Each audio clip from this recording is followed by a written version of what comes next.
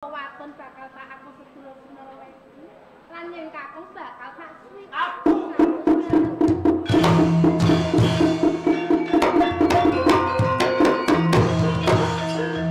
Nyuwun pangapunten Raden. Waitolan pengen Boten ateges kula menika tanang. Nembe sepisan iki kula kepanggih kalian panjenengan. Estunipun panjenengan menika sinten? aku Damarwulan Duta Pamungkas Jita Prabu Kejalong. Kakang Damar. Napa leres sedaya pangandika panjenengan badhe muku sayembara kula lan tiyang punika. Awit aku krungu penandangmu, aku bakal ngleboni Dwipati Mbayang. Mung wae syarat pantun kowe bisa ngulungake pedang Puntasukayana lan gada wesikune oleh tangan. Kados ngaten. Ranti sak utawi badhe kula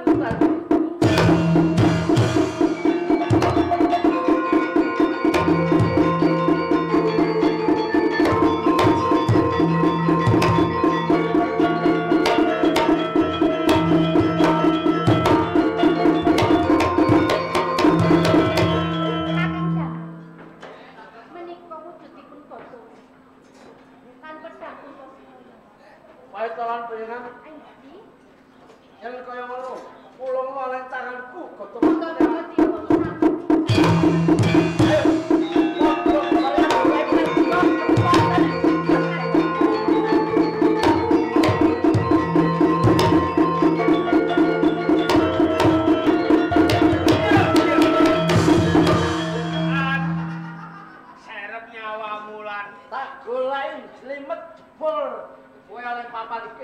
ora ana sing gugah lan.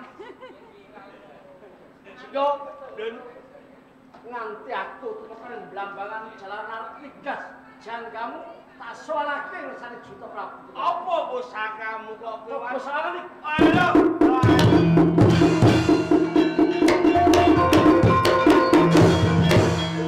Pusakaku balik nolang. kowe pengen bali pusaka. Ojo ku kadipatenku pengen kabeh.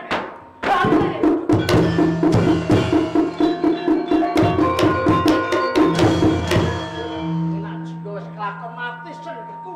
Blosok berat tigas jaga soalake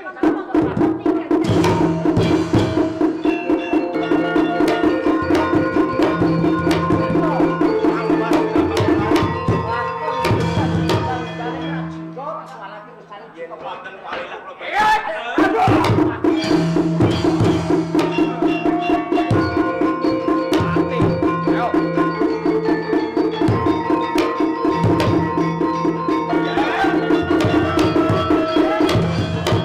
Damarwulan ger. Satrio kok terusan dalan-dalan tangi ger.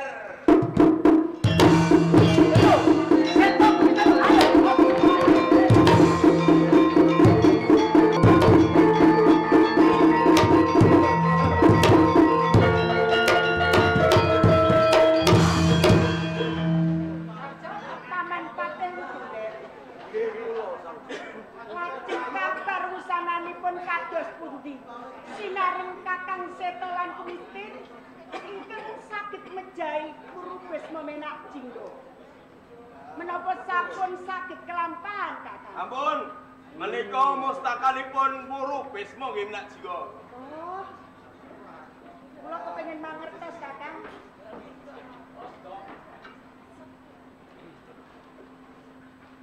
Loh.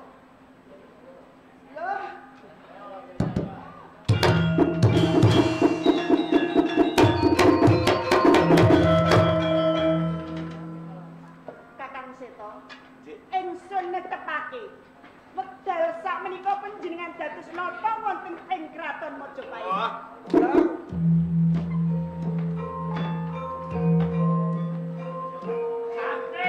monggo Kang Mas.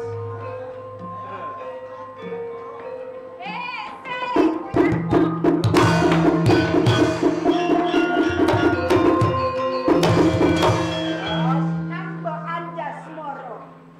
Jenengan wonten gandang kalian Kakang Seta. Nipun kados pundi Kang Mbok? Jalaranipun paten nggahi dampar menika boten layang Seta lan Kumistin. Damarwulan Kanjeng. Damarwulan pun seda. Dereng Rama tasih pisan. Damarwulan pun mati. Sanjing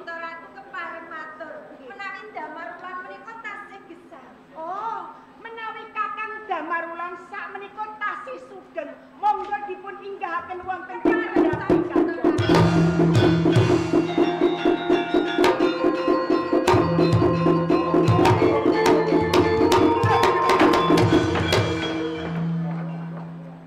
Bantu mo. Sukmo iki mau sukmo. Iki sukmane. Sukmo mboten ngambah lemah kok. Lah kowe padha ora ngambah lemahmu. Paman Kolda. Jauh katimbalan dalem. Rumaos emeng salebetipun penggalih kula. Rene sakmenika Kakang Damar Wulan tasih sugeng. Kula boten saged ngadili perkawis menika. Paman, rene panjenengan menika dados adiaksa wonten ing Kraton Majapahit. Mila saking menika pengadilan kula pasrahaken dumateng panjenengan, Paman. Oh kados mekaten. Sang Juta Ratu menawi kula panjenengan pasrahi dados jaksaning negara, kula badhe ngadili perkawis menika saadil-adilipun. Sing adil ya, Cak. Oh nggih, Kakang Lodengger. Layang Seta, layang kumitir. Lho, Paman. Sing mateni Minak Jingga sapa? Lho. Kowe mateni buktine Mustakalipun. Damar Wulan. Lancip. Kowe uga sing iso mateni Minak Jingga. Kasinggihan sangat. Terus buktine apa? buktinipun dibegal dening setolan kumitir. Nang mbeta seksi sangat ya. Oh, dadi bukti dibegal ning kowe nggawa seksi. Padha abote. Nah, iki aku tak takon karo sapa wis tak takoni sing liyane ora entuk omong. Sepisan layang seta, layang kumitir. Nggih. Yen pancen kowe sing mateni Minak Jingga, nggonmu mateni nganggo pusaka apa? Gaji, gaji. Opek. Gaji kula. Kowe gaji, kowe apa? Openg. Niku bangan ngeten. Piye-piye.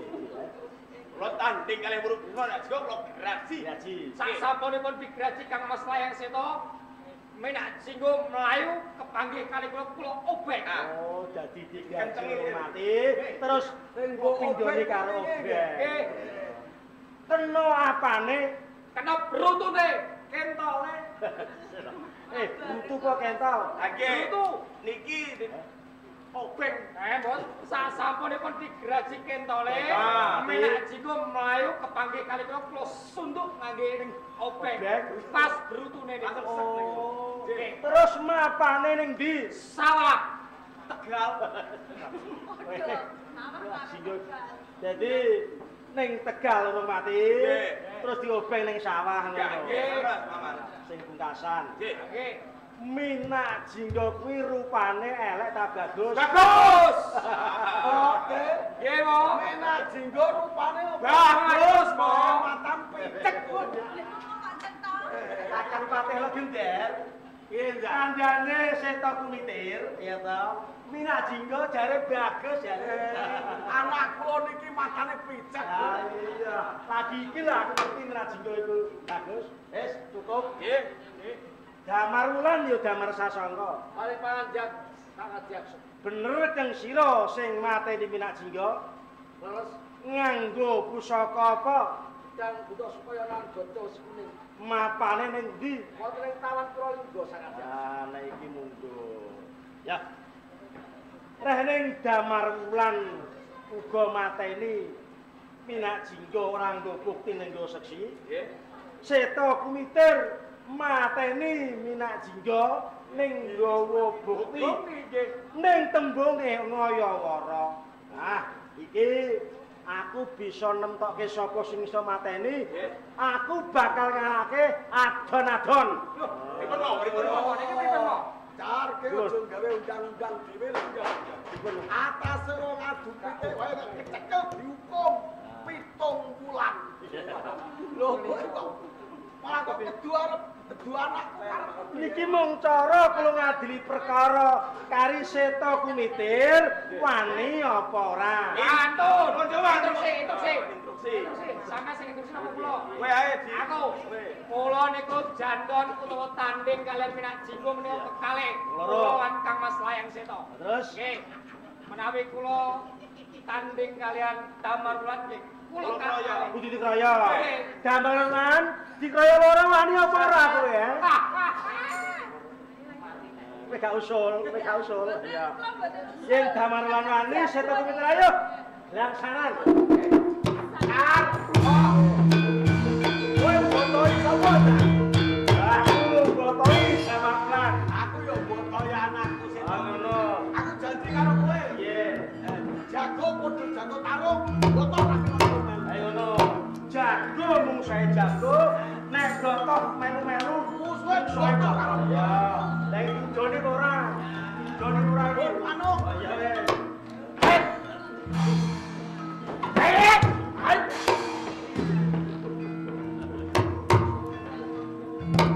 ayo Kang Mas Layang Seta.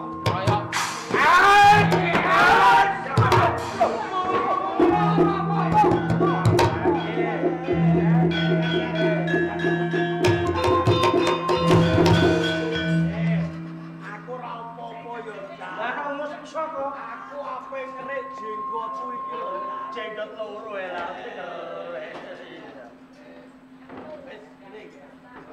Sang Juwita Ratu Cendana Wungu. Rene anak kula Seta Kumintir pun kalah. Kula mitungkas kalian panjenengan. Benjang Mojopahit yen enten geger ampun utuh kalian.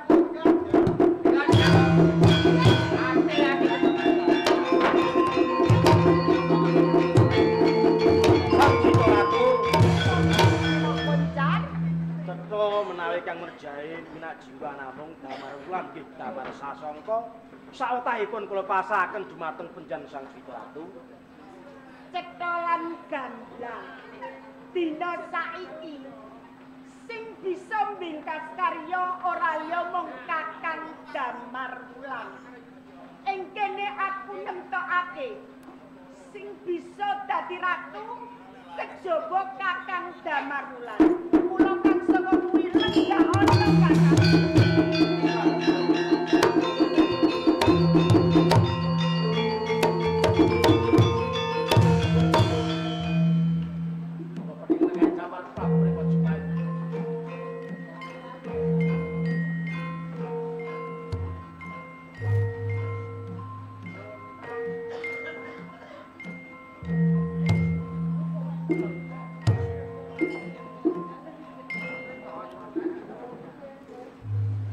Para nayaka praja lan kawula ing Majapahit. Panjenengan sedaya punaka paseksan anggen kula jumeneng ratu ing Majapahit. Badhe agem gelas hutan Prabu Brawijaya.